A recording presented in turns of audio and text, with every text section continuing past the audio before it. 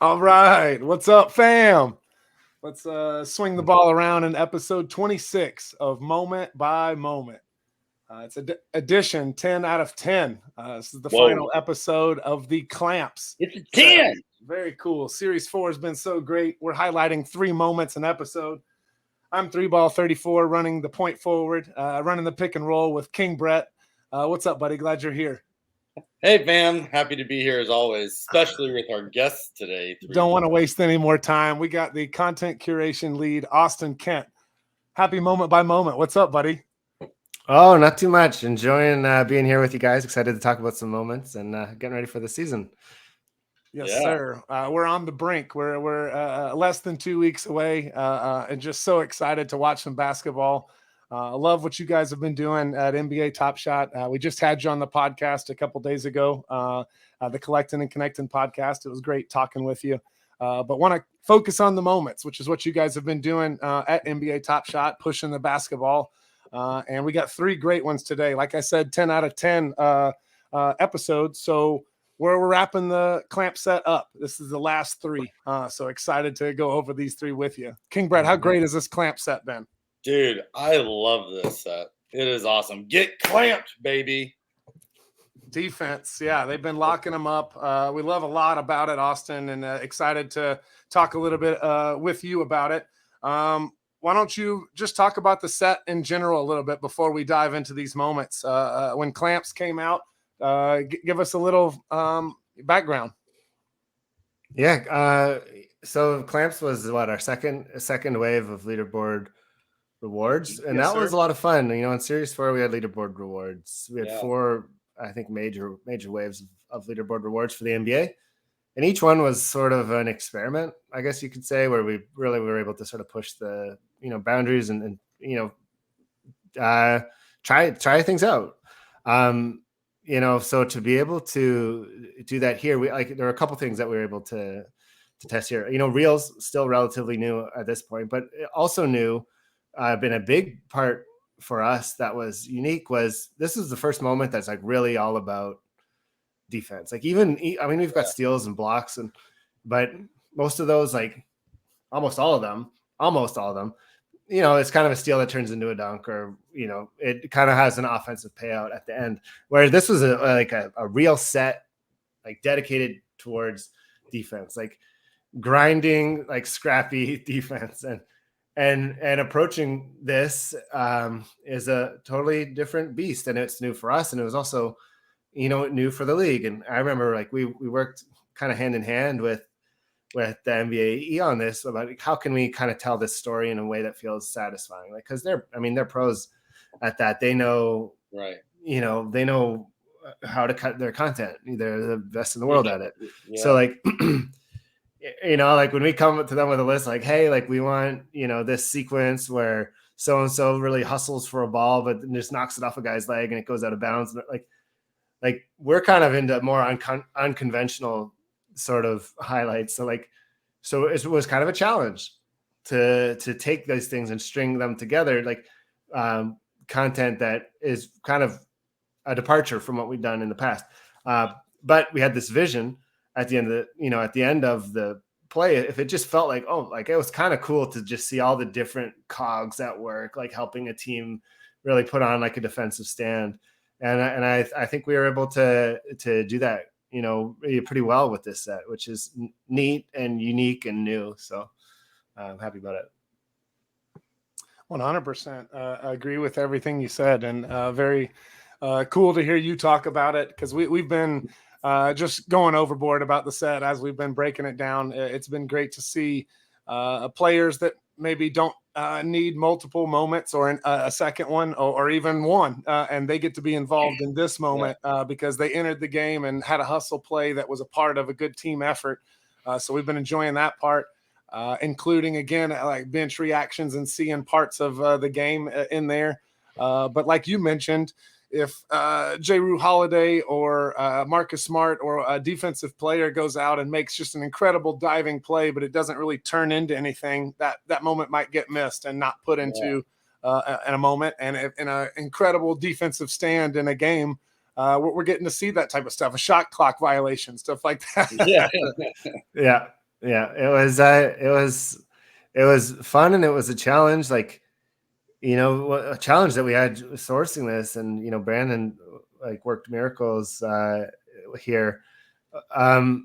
There's some things that are easy to find. You can easily find like teams like that held opponents, to under 100 points, which I'm a lifelong Pistons fan. I remember when teams were lucky to get 70 points. It used to happen a lot but- more, but Yeah. very rare now. Yeah. So we're able to. Here. We started. We're like, hey, as a starting point, it's halfway through the season when we took this on. So like as a starting point, like let's find a game where a team held the opponent to below 100. And there were some teams that hadn't even done that yet, and they're in the set. But we started with that, and then we're starting like, what else can we easily, like, other than watching every minute of every game, writing down defensive sequences, which is a challenge. Like, how can we at least move quickly to good defensive performances? So we're like just finding plays, finding like candidate games where the opponent was held under 100. We're looking at the opponent's field goal percentage, like total number of steals and the total number of blocks, and like the purists in us as basketball fans knows, defense isn't just all about who gets the most steals and the most blocks, but we needed to start somewhere. So that's kind of where we started. But then, nothing beats like literally forcing like a 5-second inbound violation, stuff like that. I would love to be able to include more in the future. But it was definitely a challenge taking on this part, which is kind of more art than science, I guess. Yeah, it was cool with the descriptions we've brought up on several previous episodes. We started to notice things like the under 100 points. That was pretty prevalent throughout it. Yep. Then you start noticing 3-point field goals that they were held, because it's defense is holding them down. That's obviously a red flag there for the offense that they're struggling to put up points. And then turnovers were popping up a bunch. So just different pieces of the game that were in there. It was very interesting to read the descriptions with each moment. Yeah. So I want to give you time to talk because we got one of your favorite teams coming up. So let's go ahead and get into these. Very excited to talk about these. The first one, we got the Brooklyn Nets clamp set S4, baby. So the last three we got Brooklyn Nets. Let's look at Kevin Durant, Nick Claxton. They got some lockdown plays in here. Very excited. You go ahead and talk, Austin. I'm sorry. Yeah, gosh, I mean, it's so different looking at this Nets team, right? So much has obviously changed in Brooklyn. It's kind of already a blast from the past, even though this was just from this series. But a play like this is fun, to me. Like this was. Do you remember when like KD had that quote? KD was kind of working away by himself, trying to win games. Didn't have the success that he wanted, and what made that quote about the people in the starting lineup with him, like Edmund Sumner, and you're kind of seeing that scrappy team, like doing what they can to make things work. And in this game, they won by 42 points. Like that's amazing. Like it's an absolute blowout. Yeah, and it's like it's a blowout that like comes on the heels of like scrappy like hustle plays from like Edmund Sumner, like who was literally one of the guys named as like. Maybe the starters that wasn't necessarily Marquise Morris also makes an appearance for several. But get that out, Kristaps. See KD here, and you see like, I love it. KD I think KD's kind of an underrated shot blocker. I've kind of been just noticing that more and more over the last few years, but just scrapping together and making it work. Here's the Sumner hustle play. Which I love to see. It's just stuff like that, like that's the stuff that coaches love. So why can't fans enjoy that in the form of a moment? Like that's going to get you more playing time. But so this is a fun one. This was like this one. Yeah, I just love that it's a 42-point win. And I read, was it in the description? I think it was in the description. Yeah. Yeah, 128-86. Yeah. Oh my God. Yeah. And holding them to 361 from the field is pretty nasty. So this is a cool one, and it's especially cool knowing how different the personnel changed. And now they've got an even more interesting defensive team, with like Bridges and Cam Johnson and Ben Simmons. They're just such an exciting Dorian Finney-Smith is Dorian there now Finney-Smith. Basically every like 6'9" guy that is versatile and a solid wing defender. They've all decided to meet up in Brooklyn, and what an exciting experiment that is. But this is certainly a snapshot in time to early November, and maybe a good encapsulation of why Katie was excited to go to Phoenix, maybe. But hey, you can't argue with a 42-point win. So let's go. King Brett, we were at the Mavs game about a month later after this to see a very similar Brooklyn Nets squad. Kyrie was still out, and very similar team you were seeing here, which is where we got the Series 4 Josh Green moment. Base set parallels is from that moment where Luka crosses him over and misses the dunk, and then Josh Green comes in and finishes it. We got to see it. Yeah, that was an exciting. It's fun to be at games that you can pick out a moment and say, "Hey, I was there." It's very it's so cool. Yeah. But yeah, really great moment here, and Brooklyn just getting after it. We see the Wizards pop up a bunch as the opposing squad. We've kind of beat them up a few times here. Shout out to SDA and Top Shot Wizards. Yeah. Cheers, baby. Appreciate you breaking that down, Austin. Let's go ahead and give you some time on the favorite team here. The Mavs? We're going back to the Mavs. Sorry. Yeah, that's that's exciting. I do like this moment, though. I'm excited to watch it. Let's see. A little technical difficulty bringing up the favorite squad here, the Detroit Pistons. For our super fan, Austin Kent. Very excited, man. Probably the first time you've ever watched this moment, right?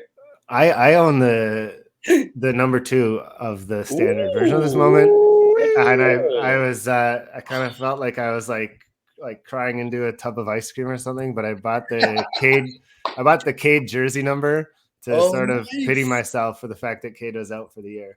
But I own number 2 of the standard of this set. And cool. Pistons obviously a team that's been linked with defense for as long as any of us have been alive. Sure. Whether it's the bad boys or whether it's the sort of going to work era Pistons. And I think you kind of see how different things are now in this one. But what I see when I look at there is just a bunch of guys just scrapping to make it work.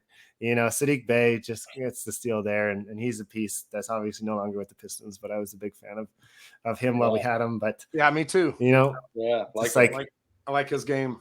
Yeah. Oh, it's wonderful. And then even just like young guys figuring out, like Killian Hayes sort of thrown into the mix, at times over the course of his career. Boyan coming up with some impressive mobility, which I like to see. Yeah. See, you brought up at the beginning. I'm sorry, King Brett, go ahead. No, I was just saying you don't see that too often. No, I like what you brought up at the beginning that didn't necessarily look for there being finishes that early when you'd put a steal or a block as a moment that it would turn into a bucket. And then we see it a ton in the hustle and show set that's kind of primarily what that looks like now. And we love those set. And we've talked to you about that set previously, but I loved that you included at least one moment like that in each of these clamps where there's a steal or a block that turns into a dunk or a great finish the other way. And you get to see that transition, that defense turning into offense. I thought that was a really cool for those of us that have a little bit of an offensive mind, just to kind of get us in there a little bit. But, I love the defense part. Yeah, absolutely. And that's something that came, that like we really wanted to listen to the league on that one, and they're big on being able to incorporate like payoffs into the footage. Like I would probably be totally content just watching a bunch of ugly like scrappy basketball like result in out of bounds like calls. Probably I assume, but right. To be able to sort of follow like the guidance of the league itself and just be like, well, hey, we can kind of get the feel that you're going for, but then like what we suggest is being able to, you got to show what had meaning, and then it equated to something on the offensive end, and to be able. So it was kind of fun to sort of just sit back and just riff with them about how we can make this as good as possible. Brad, I think we could both agree with Austin that just all defense would be good with us, but we probably also agree with the NBA that it works, that there is a payoff, that they show not only some sort of finish offensively, but we've loved what they just showed there, the high fives or the in-game feel of, look, those guys just won. They're, that excitement and that eliciting an emotion, as you said in the podcast episode. Yeah, dude. I mean, let's just face it. Defense isn't always pretty, but it's always exciting. Like, you're watching this moment, and like the third, I think, block in, the guy makes like 3 moves, and he stays with them the whole time. And number 7 comes over to him, just like, get out of here. Like, it's just so great because that's like, everyone can score, but not everyone can play defense. And seeing the defensive aspect is just so exciting. Then you add in the transition with the bucket or the slam or the alley-oop or whatever, and it's so great, dude. I was a big fan of like S1 Denied, or that was kind of the first kind of defensive set, right? But it wasn't really like this. This is its own animal, and I think y'all really captured it perfectly. Yeah. Thank you. Like, and I think just by, kind of being really diligent with what sort of games we wanted to cover, like especially if you're a fan of a team, like I would imagine you would probably remember these pretty easily just because of the style of the game. Like this one in particular, like this is like a comeback, like against the Heat. The Pistons weren't winning a whole lot. So like it's a win over a good team. Like, so that in itself is memorable. Which again pops up in the description, painting the picture and showing the story that there was a big second half route to make the comeback and extend it and win easy. So really cool, man. And quick shout out, if you're out there, you're listening, you're watching, if you don't read the descriptions of your moments, you are freaking sleeping. These have gotten from S1 to where we are now. They are insane. And off the top of my head, I forget the guy who's doing it now. AK, you can remind me. But dude, he's doing a fantastic job. Like, if you read the description and then watch the moment, it makes it so much better because it can't even say the word.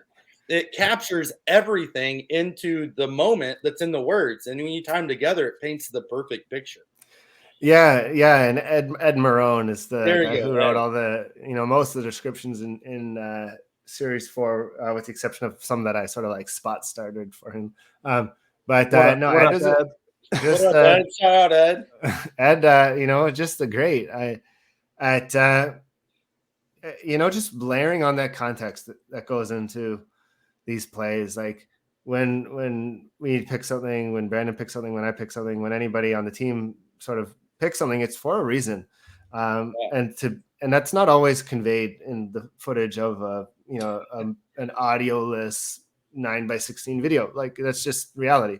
So like I felt got into a comfortable place where we've kind of got these 3 components to it, like the footage itself, which is now getting these more emotion and evoking visuals. And then the headline, which is another thing that I've probably talked with you guys about, which is current. Like I think the current place that it's in product is in the basically the like SEO links, like when you link something on Twitter. But there's plans to sort of proliferate that throughout. That's sort of like a 70 character sort of brief synopsis of what it is. Like you could just be like, oh, like this is like the Kawhi shot. Boom, that's your headline. Right. But for people who like, hey, the Kawhi shot, this footage is great. You're like, let me just marinate in this memory that I love. Yeah. Like, let me learn everything there is to know about this. That's where Ed has just been a powerhouse, especially as we've explored things like the 86-87 set, and things like clamps. Like, if you're not familiar with an era, or if there's just a lot, like there's a lot, in a reel of this magnitude of so to be able for Ed, as a pro, to sort of be able to kind of be like your museum, like tour guide, saying like, hey, this is cool. Like, you might not know this from just watching the footage, but if you do care to learn this, like, here's a great place that can just kind of give you all the, like, the director's cuts. Like, here are all the other reasons why this is special. So saving you multiple clicks and going to other websites. You're able to scroll down and find it all there, which is very cool. We love all the additions we've been seeing there.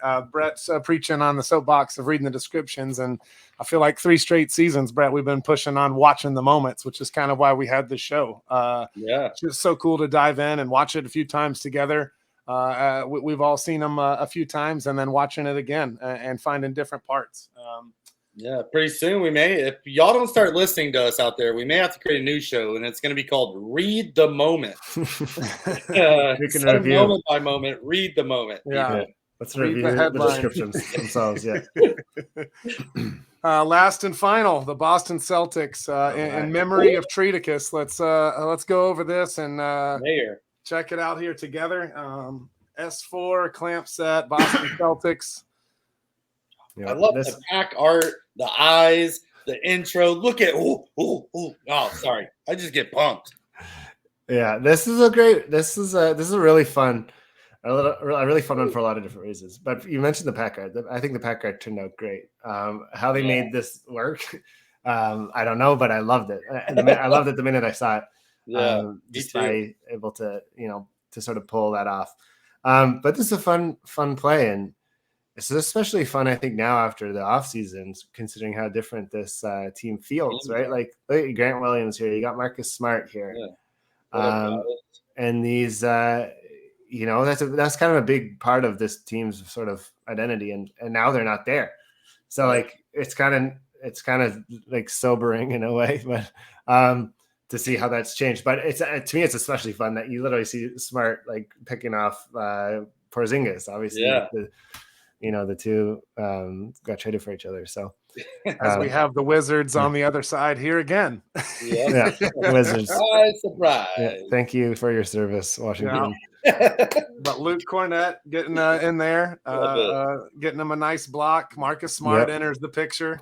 Yeah. There's that transition bucket we were looking for, the scoop pass and finish by Jason Tatum. Oh yeah. Al Horford, always good for a block. This is a fun team. I've come around on this Celtics team. Over the years, watch them, with guys like Horford, guys like, Derek White, like they've got a fun team going, and I'm excited to see the next, iteration of this team now, which will look a lot different.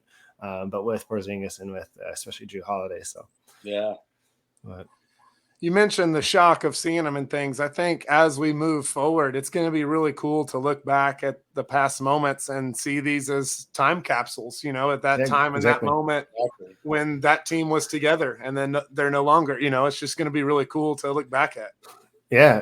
I agree. And that's something that I've been excited about since day one. Like early on, people kind of figured it was a weird time when Top Shot, started, in the bubble. Like you're in this unprecedented weird time, but at the time it was the only time known of the Top Shot era. Right. So some people, and I remember many people saying these things like, hey, like these are going to feel really weird. Like, and like at the time you're like, they're all bubble moments. Everything you pull, it's either in the bubble or it's like in a stadium that has nobody in the stands. Like, but they're like, no, like this is going to feel weird one day, and they already do. But that sentiment of these being time capsules, I think, is so interesting and so true. Like I kind of look at, like if you go back and look at, like you guys are Mavs fans, if you go back and look at all the Mavs content from like the 22-23 season, when I think about like what that can feel like, like when a TV show kind of starts for a new season and there's this like, they're like summary, so you don't have to go back and rewatch the season. Here's what happened like previously on whatever. Previously on the Mavs. Yeah, exactly. Like I think that is the NBA Top Shot library, sort it chronologically, and that's exactly what it is. Oh, what a great explanation. And like, and if you're in, like, look at how the success that like Formula One has had with like Drive to Survive. It's just like, it's just the show saying, here's all that context. Obviously they have interviews and stuff, which adds to the drama, which I would love to do. But at the very least, it's just these are the plot points that have gone into making this new season so special. So here's where you were, and especially if you're tracking the Celtics, and if they do end up winning a championship, that they've made this sort of, roster shuffle, it's kind of, this is like, these moments are the building blocks that got them there, which is really kind of neat to see. Yes, sir. I love it. I love what you guys are doing. I love being able to talk and hang out and connect on these moments. This is what it's about, man. Well, thank you for having me. It's always fun to talk moments with the moment guys themselves. The moment guy. We should change the name. The moment guys. I like that. I do too. I'm gonna buy that domain right now. Yep, already on it. Yeah, Austin, just being able to see what you guys are doing, we could talk to you for hours. We look forward to having you on as much as you'll let us, just because it's fun to get background on these. We're obsessed with them, obviously, and it's fun just to talk with the guy who's designing these and putting things forward. We're loving everything about it, and obviously there's room to criticize and room to improve and push, and we see that you guys are doing that, and so we have the highest confidence in y'all, and keep up the good work, man. Well, thank you so much. It means a lot to hear that from you guys, and yeah, we'll just keep pushing towards those incremental gains, and we all win as a result of it. So that's right, baby steps. That's exactly what I was going to say, King Brett. Yeah.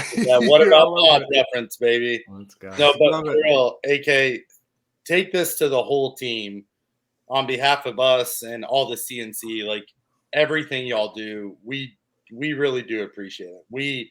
We don't understand how hard y'all work and what y'all go through just to put out a moment, to curate it, to get it to where it's able to go out to us, for us to even have in our collection. And so from Ed to Brandon to you to all the other people that we may have never even heard of but are behind the scenes, we are grateful, and y'all do matter. Y'all are important, because without y'all, we couldn't be buying, collecting, being on this journey together. And so we're just very grateful. So take that to the team. Please pass that along. And all you out there listening, watching, send some love. Send some Top Shot love, baby. It's all about the good vibes, and we need to keep spreading it, especially to the team that's curating and producing and putting these out. So just super grateful you made time to spend it with us, and we'll always open up time for you whenever you're available. So. Well, thank you. I'll make sure to pass it on. I'm very grateful for the all hands on deck sort of approach. All the people that are public, all the people that are behind the scenes. It's a team I'm sort of proud to work on as we sort of figured this thing out. So appreciate you guys' support. And I can't think of a better way to wrap it up. King Brett, that was fantastic. Austin, thank you very much for your time. King Brett, thank you as always, buddy. This was episode 26 of Moment by Moment.